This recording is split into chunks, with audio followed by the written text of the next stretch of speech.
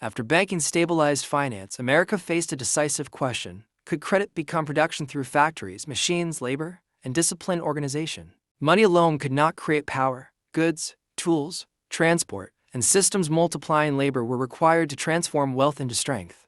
Rural dependence and imported manufactures drained capital, exposed weakness, and kept America exporting raw materials while purchasing expensive finished goods. British factories dominated global markets, flooding American ports with products, reinforcing imbalance, limiting independence, and delaying domestic industrial capability growth. Leaders understood sovereignty demanded self-sufficiency. Manufacturing compressed time, amplified labor, concentrated skill, and allowed scale beyond agriculture for national survival. Banking enabled investment, but industry would decide outcomes as America approached a second revolution determining resources exported or power produced. Early American industrialization began unevenly, driven by necessity as small textile mills emerged to replace household labor systems. Centralized mills replaced household production, imposing schedules where machines dictated rhythm, discipline increased, and output became measurable and predictable. Efficiency increased, independence declined, and entrepreneurs reinvested profits cautiously, expanding capacity while navigating uncertainty, risk, and fragile early markets. Tariffs shielded young industries, while poor roads and canals limited distribution, slowing expansion despite rising productive potential. Standardization and interchangeable parts reduced cost, created new skills, replaced subsistence with wages, and reshaped social organization. Despite fragility, each factory reduced imports, retained value domestically, and converted credit, labor, and experimentation into durable structure. Railroads transformed American industry from regional experiments into a unified national system, collapsing distance and redefining scale of economic production. Before rail, factories served local markets, paid high transport costs, and struggled moving raw materials efficiently across distant regions nationwide. Rails attracted capital, exploded steel demand, standardized time and pricing, and created modern logistics and management hierarchies for national commerce. Government land grants and subsidies accelerated expansion, binding public policy to private growth and territorial integration across the growing republic. Railroads linked farms to factories, moved labor, birthed towns, expanded cities, and intensified competition nationwide through standardized routes, schedules, accounting. More than transport, railroads organized production, dictated factory locations, accelerated cycles, and concentrated wealth accumulation within an integrated national economy.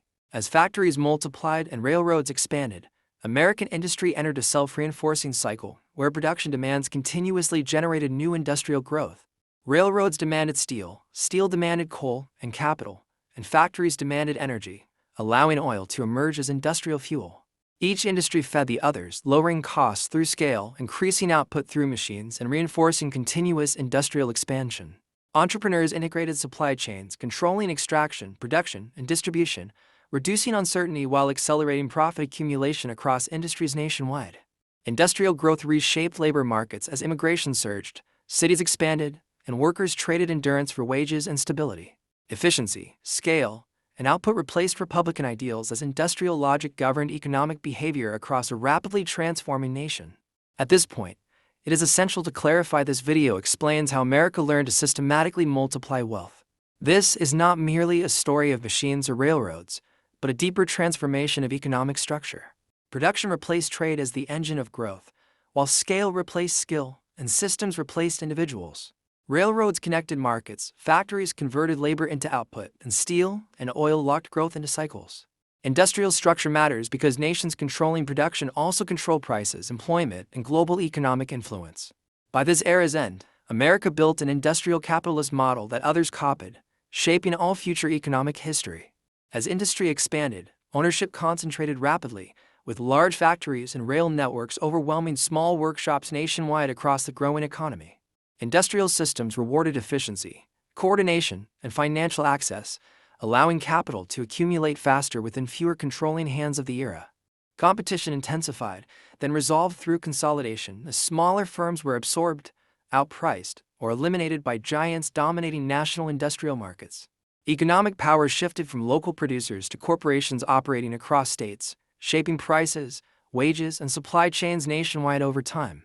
Concentrated wealth alarmed observers, yet large firms delivered stability, surviving downturns, investing in innovation, and managing logistics at national scale. America learned modern wealth organizes around control of systems, infrastructure, and capital, not spontaneous equal distribution across the industrial economy. Industrial growth transformed labor deeply, replacing seasonal rhythms with fixed factory schedules where time became measured, sold, and strictly enforced. Workers exchanged autonomy for wages, gaining predictability while enduring long hours, dangerous conditions, low pay, and rising resentment. Strikes emerged, unions formed, and conflict between labor and capital became structural rather than temporary within the industrial economy. Employers pursued efficiency and profit, while workers demanded dignity and security, with government often intervening to protect production. Mass migration intensified pressures, expanding labor supply, crowding cities, suppressing wages, and making inequality increasingly visible across urban America.